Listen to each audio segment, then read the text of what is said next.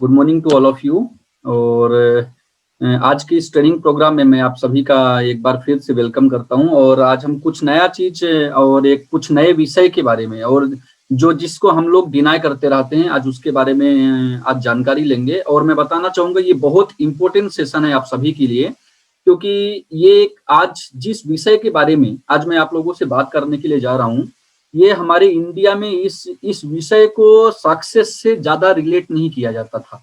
मैं किया जाता था बोल रहा हूँ कि अब थोड़ा किया जाने लगा है, क्योंकि लोगों को अपनी कामयाबी, अपनी सक्सेस तक पहुंचने के लिए लोगों को टैलेंट, क्वालिटी, चेंजेस और आप बोल लीजिए एजुकेशन, इन सब की व्याख्या की जाती थी। क्योंकि मैं भी एक ऐसे परिवार से हूँ कि मुझे मेरे परिवार में हमेशा डांट मिली है इस बात के लिए कि तुम सुबह 4 बजे उठ के पढ़ाई क्यों नहीं किए, लेकिन इसके लिए कभी डांट नहीं पड़ा कि पुष्पेंद्र तुम सुबह 4 बजे उठ के मैदान में रनिंग करने के लिए क्यों नहीं गए। और ये दोस्तों, ये हमारे ही परिवार में नहीं है, ये लगभग यदि हम अपने पूरे देश की बात करें तो ये पूरे देश में लगभग यही सिचुएशन है कि हम लोग बोल लीजिए, हम लोगों का परिवार बोल लीजिए, इतना हेल्थ को लेकर अवेयरनेस लोगों के अंदर नहीं है, इतनी जागरूकता नहीं है।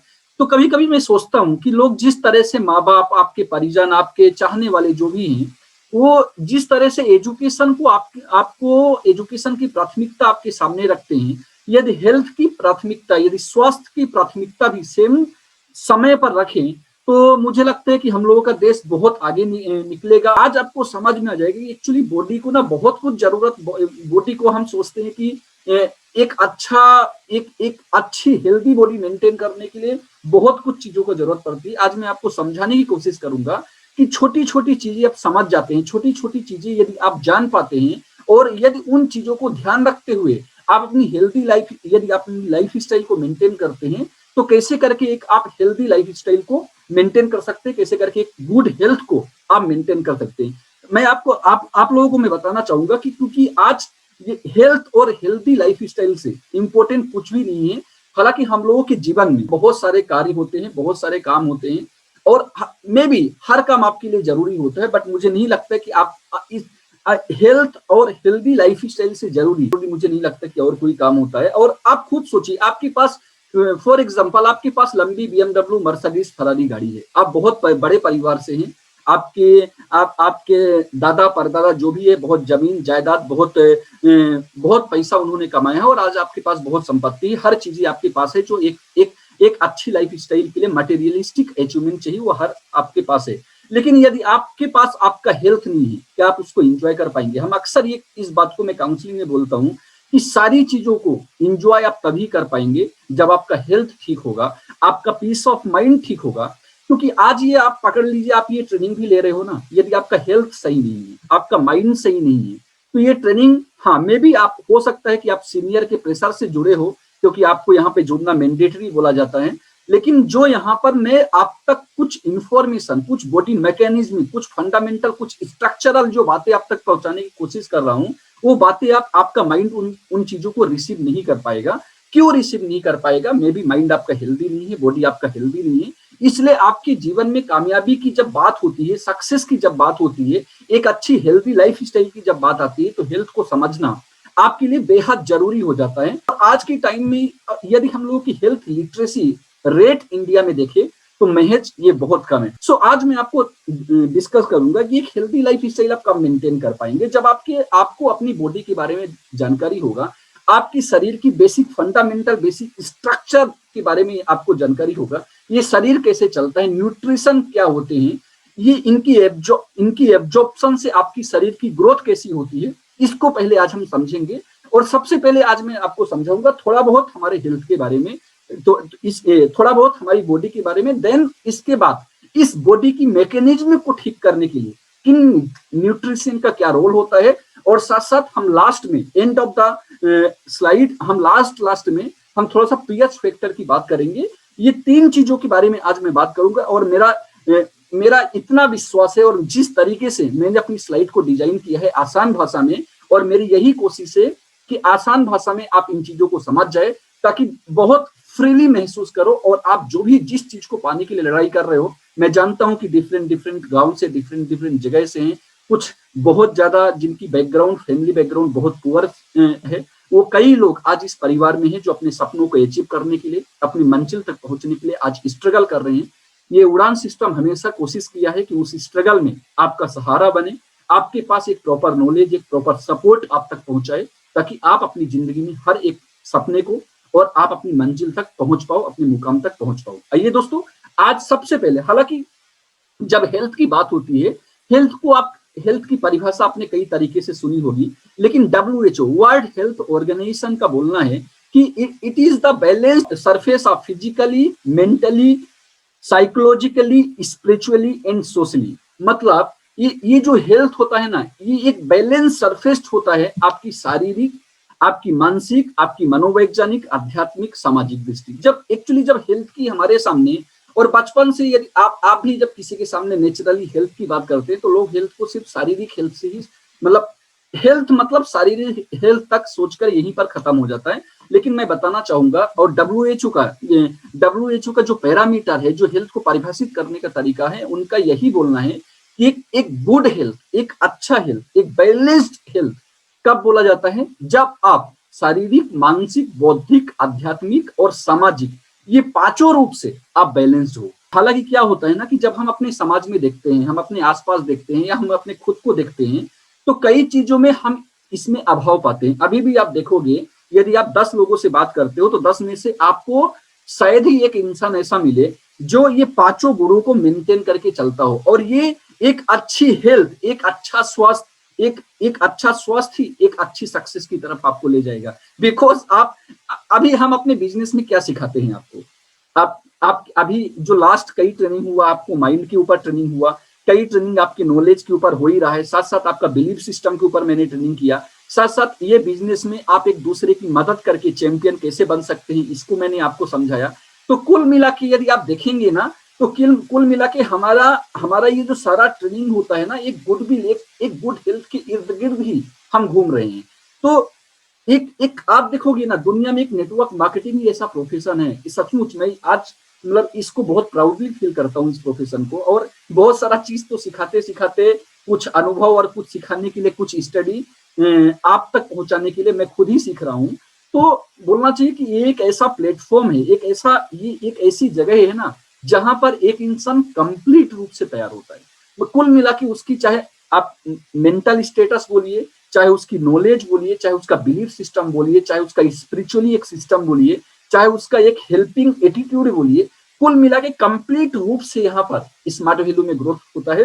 तो मैं चाहूंगा दोस्तों, एक स्मार्ट वैल्यू परिवार के लिए, और ये सबसे वंडरफुल इस यूनिवर्स का डायरेक्ट सेलिंग इंडस्ट्री के लिए जोरदार ताली होना चाहिए कि इस सबसे खूबसूरत बिजनेस में आप लोग हो, और ये बिजनेस में आप लोग अपनी जिंदगी बनाने के लिए, जिंदगी को आगे ले जाने के लिए आप काम कर रहे हो। और डेफिनेटली जिस तरह से ये प्लेटफॉर्म है वो दिन दूर नहीं, यदि आप ईमानदारी के साथ अपनी फोकस को इकट्ठा रखते हुए और लगन के साथ हार्ड वर्किंग एटीट्यूड में यदि आप इस बिजनेस में रहते हैं, तो डेफिनेटली आपको इस इंडस्ट्री से सफलता पाने में कोई रोक नहीं सकता है। दोस्तों, मैं आज छोटा छोटा करके, बहुत डीपली, क्योंकि ये बहुत कॉम्प्लेक्स साइंस है, ऐसा आपको लगता है कि इसकी जीरो से आपको पढ़ाई करनी पड़ेगी, बट मैं कोशिश करूंगा आपको बहुत आसान भाषा में, आपको बहुत आसान शब्दों में समझाऊंगा कि ये सब चीज क्या होता है, और ये आपकी बॉडी में आपकी जो बॉडी का मैकेनिज्म होता है, इसमें कैसे काम होता है। तो यदि एटॉम की बात करें, तो इस दुनिया में जितने भी पदार्थ है, एटॉम मतलब होता है परमाणु, इस दुनिया में जितने भी पदार्थ है वो छोटे छोटे परमाणुओं से मिलकर बने होते हैं। ये परमाणु को आप अपनी आंखों से देख नहीं सकते हो, और ये छोटे छोटे परमाणु मिलकर, दो या अधिक परमाणु मिलकर क्या बनते हैं? मोलिक्यूल मतलब होता है अणु। दो या दो से अधिक परमाणु मिलकर क्या बनाते हैं? अणु। जैसे पकड़ लीजिए ऑक्सीजन का एक अणु O2, तो O2 यहाँ पर O दो छोटे छोटे परमाणु मिलकर O2 बनाए, ऑक्सीजन बनाए। CO2 यहाँ पर दो परमाणु ऑक्सीजन के और एक परमाणु कार्बन, तो क्या बन गया? CO2। ये कंप्लीट अणु बन गया। सो एटॉम, दुनिया में जितने भी पदार्थ हैं वो एटॉम से बने हैं। एटॉम, छोटे छोटे एटॉम मिलकर मोलिक्यूल बनाते हैं, और ये मोलिक्यूल मिलकर, ये दोनों मिलकर, एटॉम और मोलिक्यूल मिलकर ये सेल बनाते हैं। सेल से क्या बनता है मैं आपको आगे समझाऊंगा। सेल से क्या बनते हैं? सेल से हमारी टिश्यूज बनते हैं, टिश्यूज से ऑर्गन बनती है, ऑर्गन से ऑर्गन सिस्टम तैयार होती है, और ऑर्गन सिस्टम से हमारा ये संरचना, हमारी ये जो एक जीव बनता है, ये जो हमारा मानव शरीर है जिसको हम लोग ऑर्गेनिज्म बोलते हैं, ये एक कंप्लीट ऑर्गेनिज्म बनता है। सबसे पहले आज मैं बात करूंगा सेल्स के बारे में। और हमारे शरीर में ना बहुत सारी सेल्स होती है, ट्रिलियन सेल्स होती है, बिलियन सेल्स होती है, कोई अभी इसकी परिभाषित नहीं है कितनी सेल होती है, लेकिन 60 to 90 ट्रिलियन, मैंने कभी कहीं पढ़ा था इसको, इतनी सेल्स हमारे शरीर में पाई जाती है। और ये जो सेल्स होती है ना, cells it is the fundamental and smallest unit of our life, ये सबसे सूक्ष्म इकाई होती है। जैसे आप जिस घर, आपका पकड़ लीजिए फॉर एग्जाम्पल, में पकड़ लीजिए एक पीछे एक दीवार है, ये दीवार की जो सूक्ष्म इकाई है वो क्या है, ये दीवार बहुत सारे ईंटों से मिलकर बनी होती है, तो मैं पकड़ लेता हूं कि इस दीवार की जो सूक्ष्म इकाई है वो क्या है, ईंट है। इसी तरीके से हमारी शरीर में असंख्य कोशिकाएं होती है, बहुत सारी कोशिकाएं होती है, और ये एक बहुत स्मॉलेस्ट, एक बहुत फंडामेंटल, बहुत स्ट्रक्चरल यूनिट है हमारे शरीर की। इसी से हमारा शरीर काम कर पाता है, इसी से हम अपनी जीवन शैली में आगे बढ़ पाते हैं, जीवन में आगे बढ़ पाते हैं। ये क्रियात्मक इकाई है, संरचनात्मक इकाई बोल सकते हो आप, और it is the building blocks of life. जैसा मैं बोल रहा था कि ये जैसे एक दीवार की सूक्ष्म इकाई, आप ईंट बोल सकते हो, क्योंकि वो दीवार यदि ईंट से बनी होती है तो आप ईंट बोल सकते हो। इसी तरीके से हमारे शरीर की जो सेल होती है, जो कोशिकाएं होती है, कोशिकाएं हमारे शरीर की सूक्ष्म इकाई होती है। कई तरीके की सेल्स होती है, लेकिन मैं कुछ सेल्स के बारे में आपको बताऊंगा, 4 से 5, क्योंकि असंख्य सेल्स है, सबके बारे में तो हम डिस्कस नहीं कर सकते, लेकिन मेन जो सेल्स आपको जानना, जब आपकी नॉलेज में होना चाहिए, specialised cells, nerve cells, muscle cells, white blood cells और रेड ब्लड सेल्स, ये 4-5 सेल्स के बारे में बेसिकली आपके पास थोड़ा बहुत नॉलेज होना चाहिए। और हर सेल का ना एक पर्टिकुलर जॉब होता है। हमारे शरीर में कई सेल्स है, हमारे शरीर में असंख्य सेल्स है, और हर एक कोशिकाओं का अपना एक पर्टिकुलर काम होता है, अपना एक विशिष्ट काम होता है।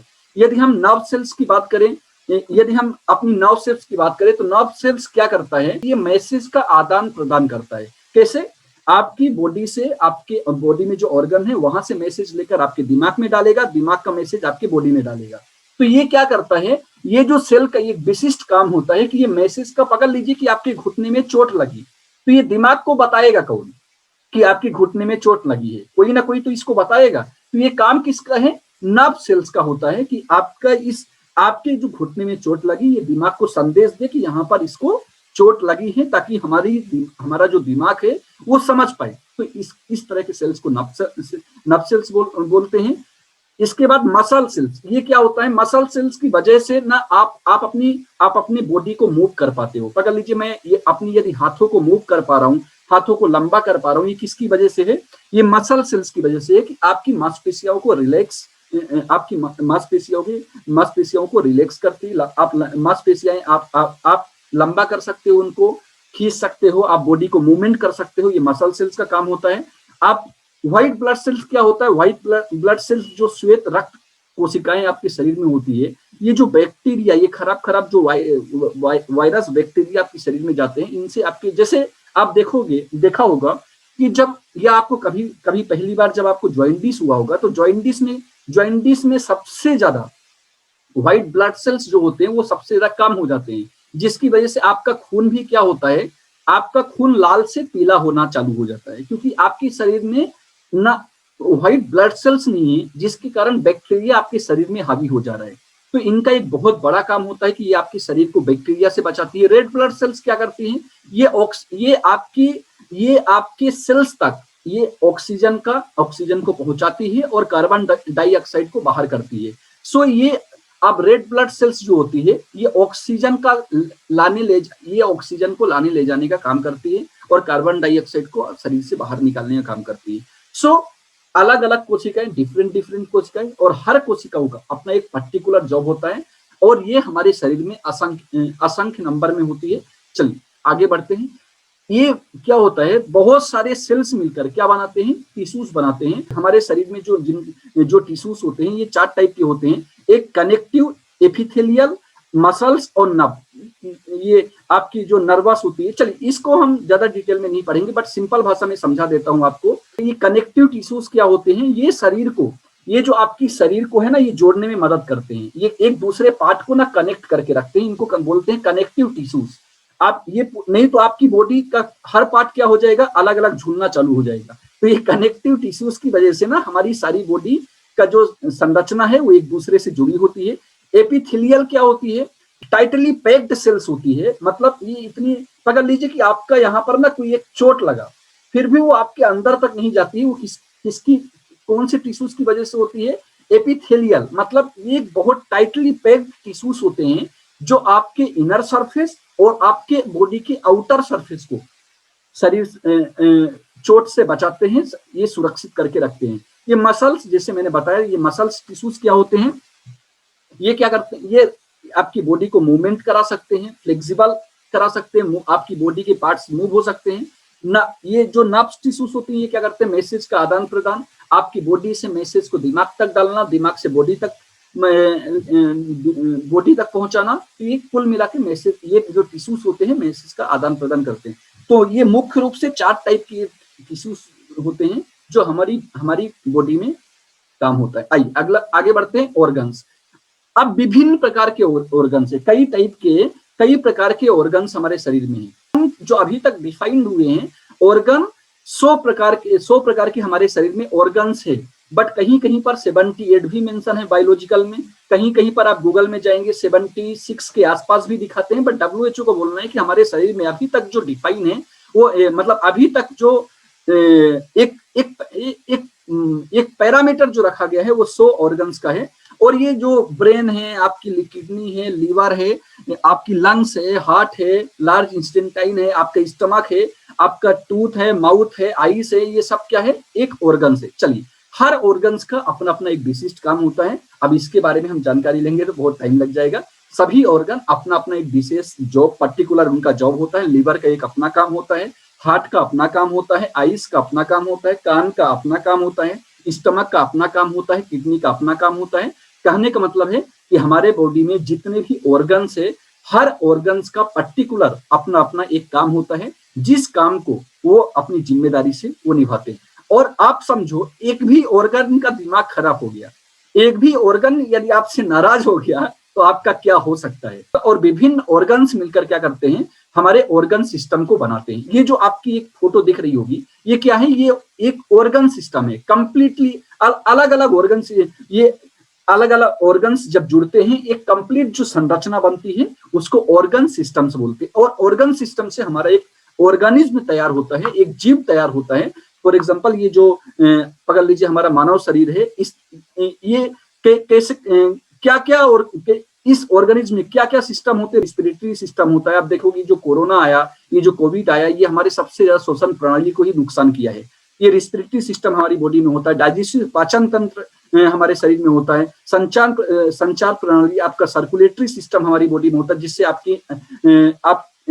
आपका आदान प्रदान मैसेज का होता है। आपकी तंत्रिका तंत्र, आपका नर्वस सिस्टम आपके शरीर में होता है। आपका इंडोक्राइन सिस्टम होता है। आइए, तो ये हमारा कुल मिला के ये हमारी शरीर की एक संरचना है। तो मैंने आपको सबसे पहले बताया कि हेल्थ क्या है। इसके बाद मैंने आपको बताया कि हमारी ये बॉडी कैसे बनी है, एटम से मॉलिक्यूल, मॉलिक्यूल से आपकी सेल, सेल से टिश्यूज, टिश्यूज से ऑर्गन, ऑर्गन से आपकी ऑर्गन सिस्टम, ऑर्गन सिस्टम से हमारी ऑर्गेनिज्म, हमारी ये जो प्रणाली होती है, जीव प्रणाली हमारी तैयार होती है। आइए, लेकिन अब इसको चलाने के लिए क्या करना चाहिए। अब इसको चलाने के लिए एक न्यूट्रिशन की जरूरत पड़ती है, जिसको हम पोषण कहते हैं।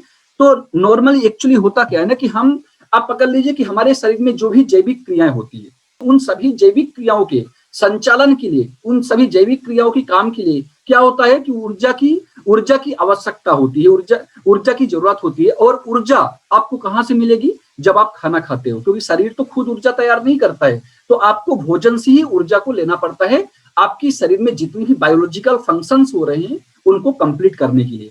तो हम ये जो पोषण होता है हमारे शरीर में, हमारे भोजन को शरीर में पहुंचाने की क्रिया, उसका पाचन करवाना, उसका अवशोषण होना, और अपच पदार्थ, जो गंदा पदार्थ है, उसको शरीर से बाहर निकालने की ये जो कंप्लीट एक प्रोसेस होती है, उस प्रोसेस को क्या बोलते हैं, उस प्रोसेस को बोलते हैं पोषण। फिर से सुनिएगा, भोजन को शरीर में डालना, उसको पचाना, उसको उनसे न्यूट्रिएंट्स को एब्जॉर्ब करना, इसके बाद जो गंदगी है उस गंदगी को शरीर से बाहर निकालने की ये जो संपूर्ण प्रक्रिया होती है, इस संपूर्ण प्रक्रिया को पोषण कहते हैं। और ऊर्जा का उत्पादन, शारीरिक वृद्धि, टूट-फूट की मरम्मत के लिए जिन पदार्थों की आवश्यकता होती है, उन पदार्थों को पोषक पदार्थ कहते हैं। 7 मेजर क्लासेस ऑफ न्यूट्रिएंट्स ये होते हैं जिनसे आपकी शरीर चलता है, जिनसे आप अपनी जैविक क्रियाएं जिससे हमारा शरीर जैविक क्रियाएं कर पाते हैं और आप अपने जीवन को आनंद से जी पाते हैं। और ये उसमें से पहला है कार्बोहाइड्रेट्स, फैट्स, फाइबर,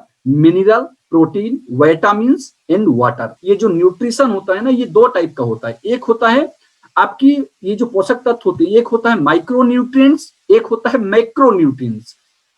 माइक्रो मतलब नाम से ही आपको समझ में आ रहा है, बहुत कम मात्रा, मतलब कुछ न्यूट्रिएंट्स हमको शरीर में बहुत कम मात्रा में चाहिए होता है और कुछ न्यूट्रिएंट्स हमारे शरीर को बहुत ज्यादा मात्रा में चाहिए होता है। ये कम मात्रा में, ये 7 में से 2 आते हैं, विटामिन्स और मिनरल्स। ये विटामिन्स और मिनरल्स ये ज्यादा नहीं चाहिए होता है, लेकिन ये बहुत जरूरी है। कम है लेकिन शरीर में बम के जैसे काम करता है, मतलब ये बहुत जरूरी होती है हमारे शरीर की क्रिया विधि को आगे बढ़ाने के लिए, हमारे शरीर की ग्रोथ करने के लिए, हमारे शरीर का संपूर्ण विकास के लिए। मैक्रो मतलब ज्यादा मात्रा, जिसमें से कार्बोहाइड्रेट आ जाता है, आपका फैट्स आ जाता है, आपकी फाइबर्स आ जाते हैं, वाटर्स आ जाता है और प्रोटीन आ जाती है। आइए सबसे पहले हम बात करेंगे ये माइक्रो न्यूट्रिएंट्स क्या होते हैं। जैसे मैंने आपको दोस्तों बताया कि जिनकी शरीर में बहुत कम मात्रा होती है उनको बोलते हैं माइक्रो न्यूट्रिएंट्स, और ये बहुत जरूरी होती है। ये शरीर की कंप्लीट ग्रोथ करने के लिए, आपकी बाल से लेके, स्किन से लेके, हड्डी से लेके, इम्यूनिटी से लेके, ये मतलब कुल मिला के ये मेटाबॉलिक प्रक्रिया के साथ साथ आपकी शरीर की संपूर्ण विकास के लिए इन माइक्रो न्यूट्रिएंट्स की जरूरत होती है। वो विटामिन्स और मिनरल्स की हमारे शरीर में जरूरत होती है। कैसे? सबसे पहले हम विटामिन्स को समझते हैं। एक्चुअली विटामिन्स को जीवन रक्षक भी कहा जाता है। अभी कोरोना के टाइम में हर दुकान, कोई भी डॉक्टर के पास जाओ, कौन सी टेबलेट मिल रही? विटामिन। क्यों? विटामिन हमारी इम्यूनिटी को बूस्ट करता है, हमारी रेजिस्टेंस पावर को अच्छा करता है, कुल मिला के प्रतिरक्षा जो प्रणाली है हमारी, जो इम्यून सिस्टम है, उसको स्ट्रॉन्ग बनाए रखने में मदद करता है। तो ये आप बोल सकते हो ये सिर्फ आपके शरीर को रोगों से नहीं बचाता है, बल्कि आपके शरीर की संपूर्ण ग्रोथ करने के लिए विटामिन बहुत जरूरी होता है। एक्चुअली विटामिन्स होते हैं ना, ये कार्बनिक होते हैं, और अभी तक 13 प्रकार का विटामिन्स फाइंड आउट हुए हैं कि हमारे शरीर में इन 13 विटामिन्स की जरूरत। विटामिन जो है ना, हमारा शरीर खुद निर्माण नहीं करता है, और इन विटामिन्स को हमको बाहर से लेना पड़ता है। अब बाहर से लेने के लिए आपको ये तो पता होना चाहिए ना कि आपकी डाइट में क्या होने से आपके शरीर में विटामिन जाएगा। पहले लोग ना, होता है ना कि जब बच्चा छोटा होता है ना, तो आप बच्चे का ध्यान रखते हो, और जब बच्चा बड़ा होता है तो माँ बाप उम्मीद करता है कि बच्चा मेरा ध्यान रखे। इसी तरीके से धरती पर, जब एक एग्जाम्पल के लिए आपको समझा रहा हूं, धरती पर जब मानव प्रजाति की शुरुआत हुई तो ईश्वर उनका ध्यान रखता था, प्रकृति, नेचर उनका ध्यान रखती थी। लेकिन अब आपको स्वतः है अपने शरीर की ध्यान रखना, अपने शरीर को ध्यान रखना पड़ेगा, क्योंकि आप तो नेचर का भी ध्यान नहीं रख रहे हो ना। आप तो नेचर का भी ध्यान नहीं रख रहे हो। अब जब आप नेचर का ध्यान नहीं रखते हो तो नेचर आपका क्यों ध्यान रखेगा? फिर भी इतना नाराज नेचर आपसे नहीं है, फिर भी आपको कुछ चीजें दे रहा है कि आपकी शरीर संतुलित जगह पर एक बैलेंस बना रहे। सो ये आपको बाहर से लेना पड़ता है। और ये विटामिन जो होते हैं ना, 2 तरह के होते हैं। एक विटामिन होता है फैट में घुलनशील होता है, जिसको बोलते हैं वसा में घुलनशील विटामिन होता है। एक होता है वाटर में घुलनशील विटामिन होता है। For example fat soluble vitamin कौन कौन से आ जाते हैं? 13 में से ए, डी, ई और के। ए, डी, ई और के, ये 4 विटामिन क्या हैं? ये फैट सॉल्युबल विटामिन होते हैं। और वाटर सॉल्युबल जो बहुत जल्दी पानी में घुल जाते हैं। ये कौन कौन से विटामिन होते हैं? Vitamin B1, vitamin B2, B3, B5, B6, B7, B9 और B12।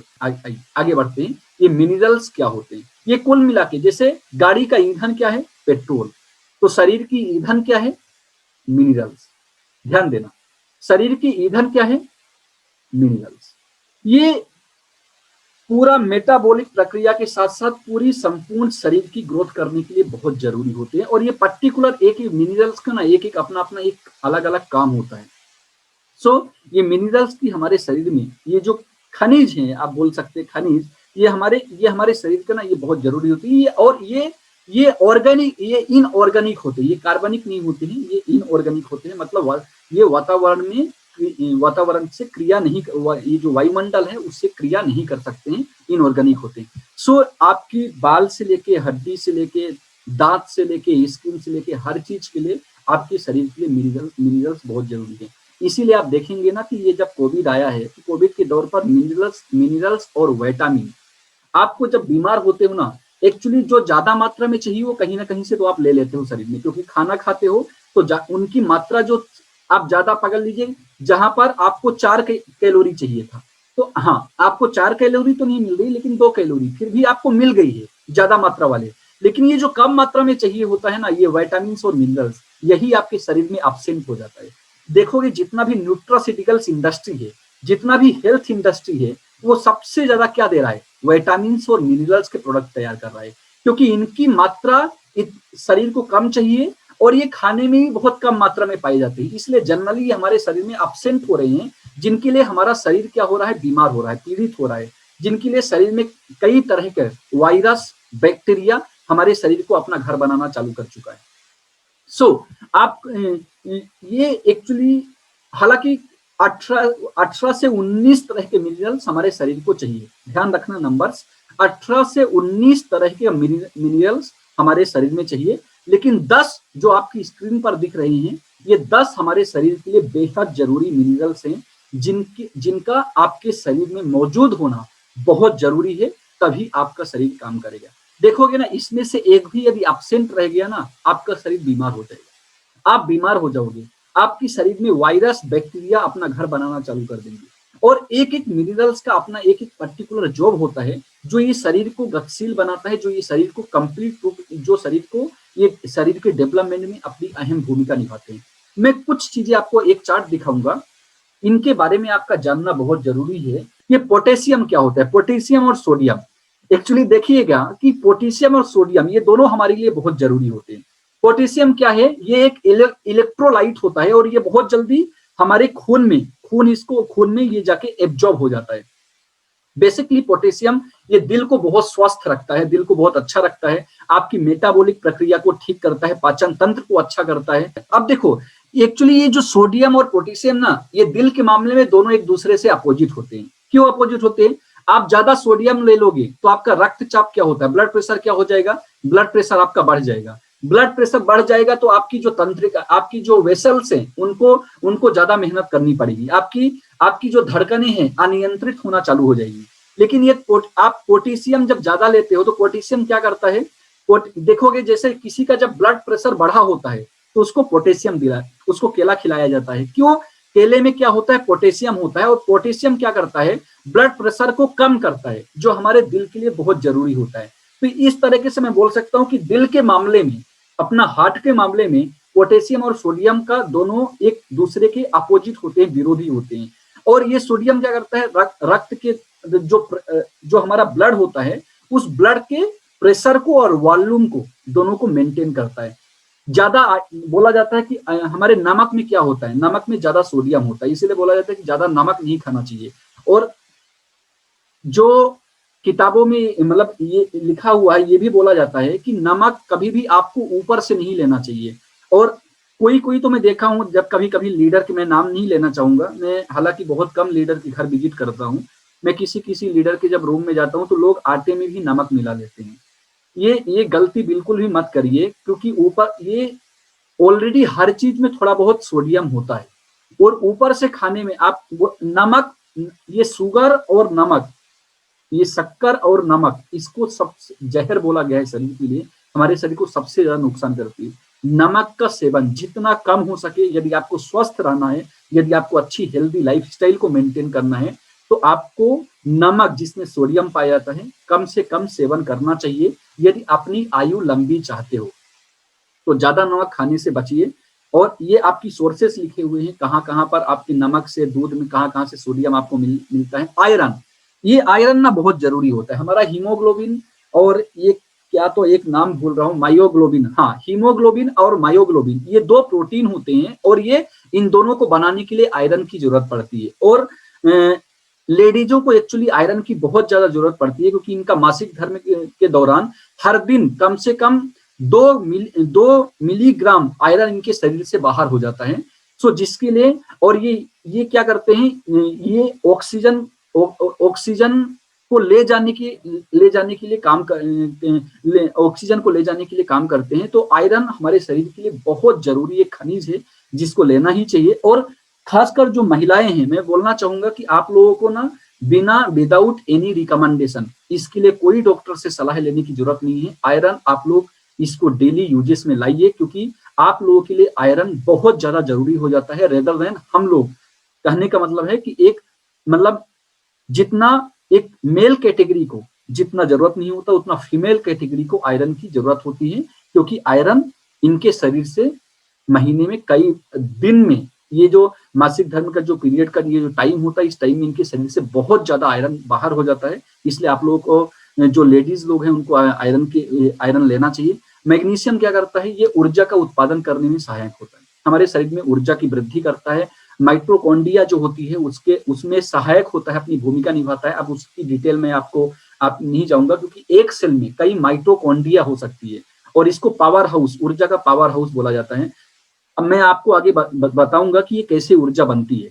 सो ये एंजाइम को एक्टिवेट करता है। हमारा शरीर जो क्या होता है, ये एंजाइम और हार्मोन होते हैं, इनको बैलेंस करता है। इनका बैलेंस होना बहुत जरूरी होता है। ये इसमें मैग्नीशियम का एक बहुत बड़ा रोल होता है। कैल्शियम आप तो नेचुरली आप सुनते रहते हो कैल्शियम के बारे में।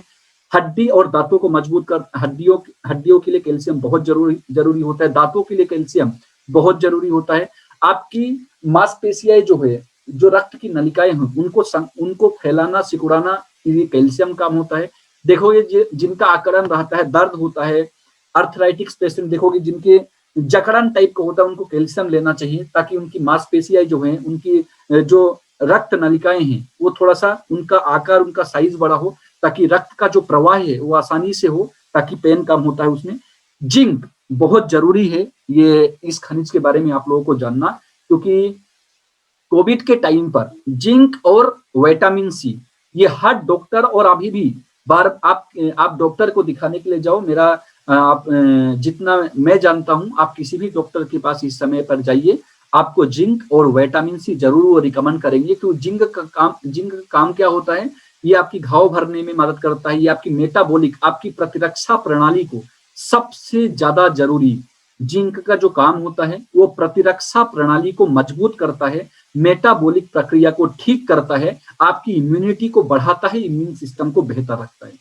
आयोडीन क्या है, ये आपकी थायराइड में पाया जाता है आयोडीन, और ये भी आपकी पाचन तंत्र, कंप्लीटली आपकी मस्तिष्क से लेकर पाचन तंत्र से लेकर आपके हार्ट से लेकर सबको स्वस्थ रखने में आयोडीन का अपना एक बहुत बड़ा योगदान होता है। सो कुल मिला के हमारे जितने ये 10 मिनरल्स है, इन 10 मिनरल्स का हमारे शरीर में बहुत महत्वपूर्ण काम होता है।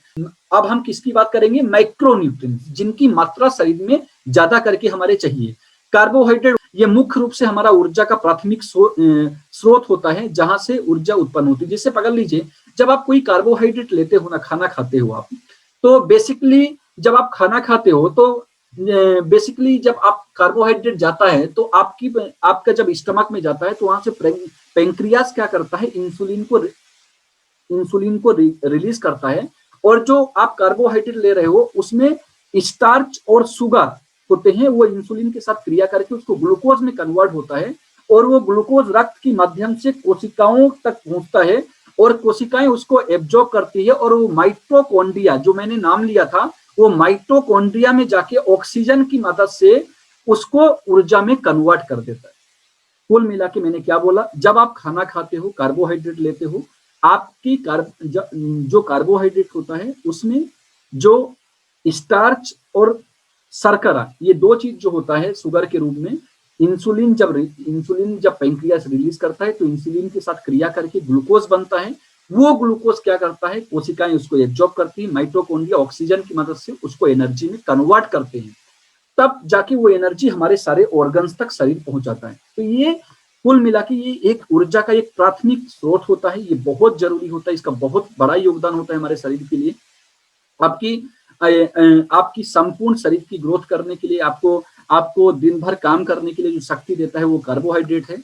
और बेसिकली दो तरह के कार्बोहाइड्रेट होते हैं, एक गुड कार्बोहाइड्रेट होता है, एक बैड कार्बोहाइड्रेट होता है। गुड, अब देखो क्या होता है ना कि जब जिसमें ज्यादा शर्करा होती है, ज्यादा स्टार्च, ज्यादा शुगर होता है जिस कार्बोहाइड्रेट में, तो वो क्या करता है, वो कुछ ग्लूकोज क्या करता है, वो लीवर और किडनी के आसपास के एरिया में जमा हो जाता है, जो फैट बन जाता है। जैसे देखोगे ना जिनको मोटापा होता है, वो मोटापा क्यों होता है कि बहुत ज्यादा वो जो खाना खा रहे हैं उसमें शर्करा बहुत ज्यादा, शुगर बहुत ज्यादा है, और वो जाके क्या कर रही है कि आपकी जो ऑर्गन्स है, ऑर्गन्स के आइट साइड में वो जाके जमा हो रही है, जिससे आपके शरीर में फैट बन रहा है, जिससे आपका शरीर मोटा हो रहा है। तो एक होता है गुड कार्बोहाइड्रेट, एक होता है बैड कार्बोहाइड्रेट। गुड कार्बोहाइड्रेट में क्या आता है, आपकी स्क्रीन पर दिख रहा है, फल, सब्जियां, बीन्स, दाल, ये सभी क्या है, आपके शरीर को ये सभी गुड कार्बोहाइड्रेट हैं। और बैड कार्बोहाइड्रेट आपकी पिज्जा, बर्गर, ये चॉकलेट, मिठाई, ये सभी क्या है, ये बैड कार्बोहाइड्रेट होता है। इसीलिए बोला जाता है कि इनका सेवन जितना कम हो सके उतना ज्यादा कीजिए, क्योंकि ये आपकी शरीर के लिए नुकसानदायक होते हैं। आइए दोस्तों आगे बढ़ते हैं, लेकिन इसके पहले एक चीज और आपको बताऊंगा कि 1 ग्राम कार्बोहाइड्रेट जो होता है उसमें 4 कैलोरी होती है। मतलब यदि आपको एक मानव शरीर को पकड़ लीजिए कि 2000 कैलोरी चाहिए डेली, एक दिन के लिए 2000 कैलोरी की जरूरत पड़ती है, तो 2000 कैलोरी में से मतलब जो आप खाना खाते हो उसमें 45 से 65% तक क्या होना चाहिए, आपको कार्बोहाइड्रेट होना चाहिए। लगभग आपको 900 से 1300 के आसपास कैलोरी आपको कार्बोहाइड्रेट से मिल जाती है। मतलब 1 ग्राम कार्बोहाइड्रेट में 4 कैलोरी होती है, ध्यान रखिएगा। और हमारे शरीर को 2000 से 2500 के बीच कैलोरी चाहिए एक दिन के लिए, इससे ज्यादा नहीं चाहिए। आइए आगे बढ़ते हैं। फैट, ये फैट क्या होता है, ये आप देखिए, जब मैं विटामिन के बारे में आपको बता रहा था कि विटामिन 2 तरह के होते हैं, एक फैट सॉल्युबल विटामिन होते हैं, एक वाटर सॉल्युबल विटामिन होते हैं। अब ये जो फैट सॉल्युबल विटामिन होते हैं, ये जो वसा है ना, ये वसा हमारी जो फैट सॉल्युबल विटामिन होते हैं इनको एब्जॉर्ब करने में मदद करता है। यदि वसा नहीं रहेगा हमारे शरीर में, तो हमारी ये जो विटामिन है, कौन कौन से विटामिन, विटामिन ई ए, विटामिन डी, विटामिन ई और विटामिन के, ये 4 तरह का विटामिन विदाउट वसा हमारा शरीर उसको एब्जॉर्ब नहीं कर सकता है। इसलिए विटामिन को अवशोषित कराने के लिए भी वसा की जरूरत पड़ती है। ये आपकी हार्मोन से लेके, स्किन से लेके, आपकी पूरी शरीर की स्वास्थ्य को ग्रोथ करने के लिए बहुत जरूरी होता है। ये हमारे शरीर में कोई भी चोट लग जाती है तो वहां पे वसा अपना बहुत महत्वपूर्ण भूमिका निभाते हैं। आइए दोस्तों, ये भी 2 तरह देखते हैं आगे, ये भी 2 तरह के होते हैं। एक होता है गुड फैट जिसको बोलते हैं अनसेचुरेटेड फैट, और एक होता है बैड फैट जिसको बोलते हैं सेचुरेटेड फैट। अनसेचुरेटेड फैट मतलब एक अच्छा फैट हमारे शरीर के लिए, सेचुरेटेड फैट मतलब खराब फैट। मछली, सोया, अखरोट, बादाम, इनसे जो फैट मिलता है वो हमारे शरीर का गुड फैट होता है। और ये जो सेचुरेटेड फैट होता है, ये मांस, आप जो केक खाते हो, पेस्ट्री, क्रीम, फ्रेंच फ्राई, ये डॉक्टर लोग जब आप बीमार होते हो तो डॉक्टर क्यों एडवाइस देते हैं कि ये सब खाना आपको नहीं खाना। ये जो बैड आपको दिख रहा होगा बैड फैट, ये जो है ये सारे खाना खाने के लिए डॉक्टर उस टाइम में करते हैं, क्योंकि ये उस टाइम पे आपकी प्रतिरक्षा प्रणाली बहुत कमजोर होती है, और इससे अनहेल्दी फैट आपके शरीर को मिल रहा है, जो फैट हमारे शरीर को जरूरत भी नहीं, जो वसा हमारे शरीर के लिए जरूरी भी नहीं है। सो आपको ये कोशिश करना चाहिए कि हमारे शरीर में ज्यादा से ज्यादा गुड फैट जाए, और ये भी सेम टाइम ये भी कोशिश करना चाहिए कि बैड जो सैचुरेटेड फैट है हम उससे कैसे बचे। जैसे मैंने बताया था कि 1 ग्राम कार्बोहाइड्रेट में 4 कैलोरी होती है, इसी तरह से 1 ग्राम फैट में 9 कैलोरी होती है। इसका डबल, कार्बोहाइड्रेट में जितनी कैलोरी मिलती है फैट में उसकी डबल कैलोरी मिलती है। आइए आगे बढ़ते हैं फाइबर्स के बारे में। फाइबर्स बहुत जरूरी है, हमारे पाचन तंत्र के लिए बहुत जरूरी है, और ये एक्चुअली फाइबर्स जो होते हैं ना उनको हमारा शरीर पचाता नहीं है। फाइबर्स क्या करते हैं, फाइबर्स आपके शरीर में जो भी विषाक्त पदार्थ होते हैं, जिनको हमारा शरीर अवशोषित नहीं करता है, जो गंदगी होती है, विषाक्त पदार्थ होते हैं, उन सारे खराब पदार्थों को फाइबर की मदद से वो सारे खराब पदार्थ आपके शरीर से बाहर निकालने में फाइबर का बहुत महत्वपूर्ण योगदान होता है। यदि आपके शरीर में फाइबर्स की कमी रहेगी तो एसिडिटी प्रॉब्लम चालू होगी। आप जब फ्रेश होने जाएंगे तो ठीक से फ्रेश होता है ना, कोई कोई 2 घंटे बाथरूम में घुसा रहता है, निकलता ही नहीं। उसका कारण है कि आपके शरीर में फाइबर्स की कमी होती है। और जिनके शरीर में फाइबर्स की कमी नहीं होती है, फाइबर्स अच्छी मात्रा में होता है, वो उनका 5 मिनट में कामकाज हो जाता है, बाहर निकल जाते हैं।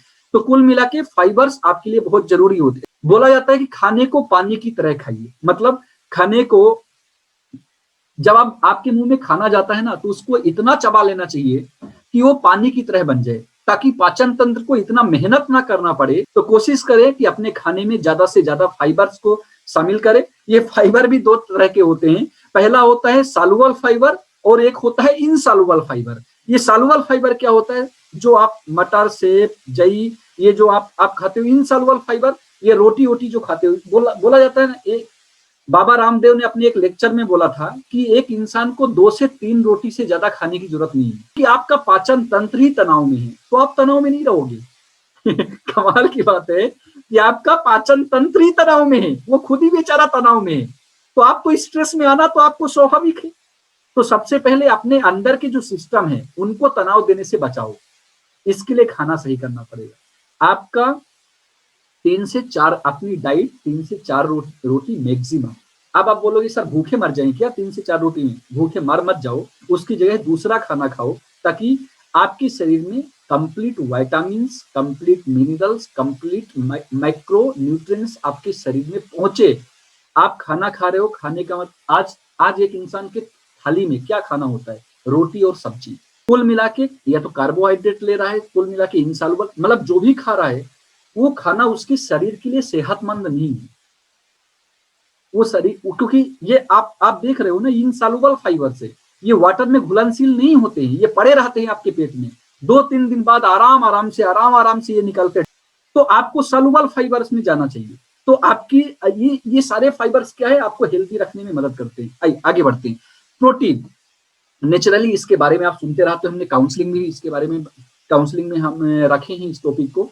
प्रोटीन बेसिकली अमीनो एसिड होते हैं और हमारे शरीर को अमीनो एसिड बहुत जरूरी होती है, जो चाहिए होती है। और करीबन करीबन 22 से 23 अमीनो एसिड हमारे शरीर को चाहिए, जिसमें से कुछ असेंशियल अमीनो एसिड होते हैं, कुछ नॉन असेंशियल अमीनो एसिड होते हैं। ये असेंशियल अमीनो एसिड हमारा शरीर खुद नहीं बनाता है, और ये जो नॉन एसेंशियल अमीनो एसिड है ये इसको हमारा शरीर खुद तैयार कर लेता है। तो ये जो 9 एसेंशियल अमीनो एसिड है ये हमको भोजन से लेना पड़ता है। लेकिन भाई साहब आपको ये तो पता होना चाहिए ना, ये कौन से भोजन में होता है, जो ये जो जरूरी प्रोटीन है ये कौन से भोजन में होता है। यदि आपको ये पता नहीं रहेगा तो आप कैसे हेल्दी रहेंगे। सो 9 एसेंशियल अमीनो एसिड, और आजकल जो भोजन आ रहा है ना, उसमें ये जो हमारी अमीनो एसिड है वो तो भोजन में बहुत कम मात्रा या तो है ही नहीं, मान के चलो। तो हमारे इसीलिए देखोगे ना, आप देखो प्रैक्टिकल जीवन को अनुभव करो ना, लगातार एज कम हो रही है, लगातार उम्र कम हो रही है, लगातार समझ कम हो रही है। पहले के टाइम में 8वीं फेल का इंसान बाबू बन जाता था, आज के टाइम में पीएचडी होल्डर चपरासी बनता है। तो दोनों को देखने पर समझ में तो आता है कि इनका दोनों का माइंड की ग्रोथ क्या है। आज दिक्कत क्या है कि आज हमारे पास डिग्री है, आज हमारे पास शरीर है, लेकिन शरीर की क्षमता नहीं है, माइंड की क्षमता नहीं है, माइंड की क्षमता नहीं है। ये जो 9 एसेंशियल और 13 नॉन एसेंशियल अमीनो एसिड जो हैं, ये मिल करके हमारे शरीर में 1 लाख प्रोटीन बनाते हैं। ध्यान देना, प्रोटीन कोई एक प्रकार का नहीं होता है, लाखों लाखों प्रोटीन होते हैं। तो ये अमीनो एसिड्स मिलकर हमारे शरीर को लाखों प्रोटीन बनाते हैं, जो हमारे शरीर को चाहिए। जैसे मैंने थोड़ी देर पहले बताया था, हीमोग्लोबिन ये भी एक प्रोटीन है, माइलोग्लोबिन ये भी एक प्रोटीन है। तो बहुत सारे प्रोटीन कई प्रकार के होते हैं और लाखों प्रोटीन चाहिए हमारे शरीर को। तो और यदि ये अमीनो एसिड नहीं रहेंगे बराबर मात्रा में, तो ऑब्वियसली हमारे शरीर में सफिशिएंट जो प्रोटीन, जो हमारे शरीर को ग्रोथ करने के लिए जो प्रोटीन चाहिए, वो प्रोटीन हमारे शरीर में नहीं बनेगा। सो ये अमीनो एसिड मिलकर लाखों लाखों प्रोटीन बनाने में हमारे शरीर में सहायता करते हैं और जो शरीर की ग्रोथ करने में मदद करते हैं। आइए आगे बढ़ते हैं। और कुल मिला ये प्रोटीन की कामकाज देखें तो प्रोटीन हमारे शरीर का मैक्सिमम पार्ट, हम काउंसलिंग में बोलते हैं, बाल से लेके नाखून तक प्रोटीन से बना होता है। 20% भाग हमारे शरीर का प्रोटीन से बना होता है। तो ये प्रोटीन हमारी शरीर की टोटल ग्रोथ करने में मदद करता है, देसी आपकी रेजिस्टेंस पावर को बढ़ाता है, बीमारियों से लड़ाई करने में आपको मदद करता है, सेल्स की क्रियाविधि को सुधारता है, मसल्स की क्रियाविधि को मेंटेन करता है, संकुचन में सहायक होता है, हार्ट में सहायक होता है, मेटाबॉलिक प्रक्रिया को भी ठीक करने में ये मदद करता है, घाव को भरने में, टिश्यूज को नए टिश्यूज को बनने में ये मदद करता है प्रोटीन, घाव को भरने में ये प्रोटीन मदद करता है। बहुत बड़ा काम जो लोग नहीं जानते प्रोटीन का, इट इज द ये इसको हार्मोन और एंजाइम को बैलेंस करने का जो मेन काम है ये है प्रोटीन। बहुत सारे लोग इस नॉलेज से परिचित ही नहीं है। हार्मोन और एंजाइम को बैलेंसिंग का जो क्षमता सबसे ज्यादा है वो है प्रोटीन के अंदर। So protein it is the most mandatory and compulsory for disease. जैसे आपको बताया कि ये रेजिस्टेंस, आपकी बॉडी की रेजिस्टेंस को अच्छा करते हैं, इम्यूनिटी को ग्रोथ करते हैं। प्रोटीन हमारी शरीर की ओवरऑल ग्रोथ करने के लिए, बिल्डिंग करने के लिए, शरीर की कोशिकाओं की मरम्मत करने के लिए, शरीर की गतिविधि को ठीक करने के लिए ओवरऑल प्रोटीन हमारे शरीर के लिए बहुत सहायक होता है, बहुत जरूरी होता है। अब हेल्थ को यदि मेंटेन करना है आज की डेट में, तो हेल्थ को जैसे हम बताते हैं, हेल्थ को आप दो तरह से मेंटेन कर सकते हो। एक है ब्रेकडाउन प्रोसेस, एक है प्रिवेंटिव प्रोसेस। ब्रेकडाउन प्रोसेस, आप बीमार हुए, इलाज करवाइए, दवाई खाइए, ठीक हो जाइए। आपको बुखार आया, आपको कोई भी ऑर्गन्स खराब है, आप जाके दवाई कराइए, ऑर्गन्स ठीक हो जाएगा कुछ समय के लिए, खुद भी बाद में फिर बीमार हुई, फिर ठीक, ये चलते रहने दीजिए सिलसिला। एक है प्रिवेंटिव ट्रीटमेंट, ये आप दो तरह से कर सकते हैं। या तो आप रेगुलर एक्सरसाइज कीजिए, या तो आप बढ़िया बढ़िया खाना खाइए जो पोषक तत्वों से भरपूर हो। यदि प्रिवेंटिव प्रोसेस में जाना है तो आपको रेगुलर एक्सरसाइज पे ध्यान देना पड़ेगा, अपनी डाइट रूटीन को ठीक करनी पड़ेगी, और न्यूट्रिशनल से भरपूर खाना आपको आपके शरीर में डालना पड़ेगा। कहने का मतलब भरपूर खाना कहने का मतलब जिसमें आपको माइक्रो न्यूट्रिएंट्स हो और मैक्रो न्यूट्रिएंट्स हो, जिसमें आपकी विटामिन और मिनरल्स हो, जिसमें कार्बोहाइड्रेट, फैट, फाइबर, प्रोटीन और वाटर हो।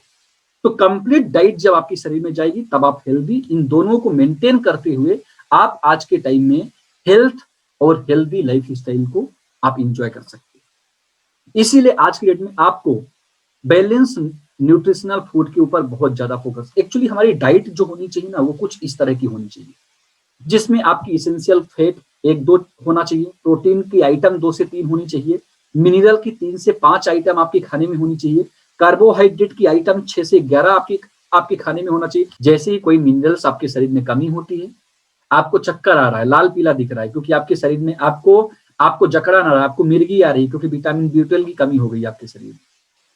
तो कोई भी मिनरल्स, कोई भी विटामिन यदि एब्सेंट होगा तो आपके शरीर में डिफरेंट प्रॉब्लम्स चालू हो जाएगी। आइए आगे बढ़ते हैं। बहुत इंपॉर्टेंट बात जो आज आप लोगों से मुझे डिस्कस करना था, पीएच चार्ट, पीएच वैल्यू, इसको बोलते हैं पावर ऑफ हाइड्रोजन। पीएच का मतलब होता है पावर ऑफ हाइड्रोजन। आज आपको समझ में आएगा कि हाइड्रोजन का आपके शरीर में क्या पावर होता है। 7 से नीचे का जो पीएच वैल्यू होता है इसको बोलते हैं एसिडिक पीएच वैल्यू। 7 के बाद का जो पीएच वैल्यू होता है उसको बोलते हैं अल्काइलिन पीएच वैल्यू। पीएच वैल्यू 1 से 0 से 14 के तक होती है। ये जो एसिडिक फॉर्म है ये हमारे शरीर की जीवन को कमजोर करती है, हमारे शरीर को कमजोर करती है, हमारी मृत्यु को पास बुलाती है। जानते हो भगवान ने कितना प्यारा चीज बनाया, वाटर, जिसका pH value exact neutral pH value.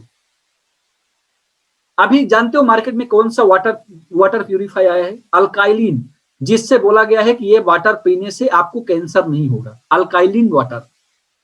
ये तस्वीर में ये Coca Cola, coffee, pizza, burger, Coca Cola, ये सभी क्या है, इनकी सारी पीएच वैल्यू 7 से कम होती है।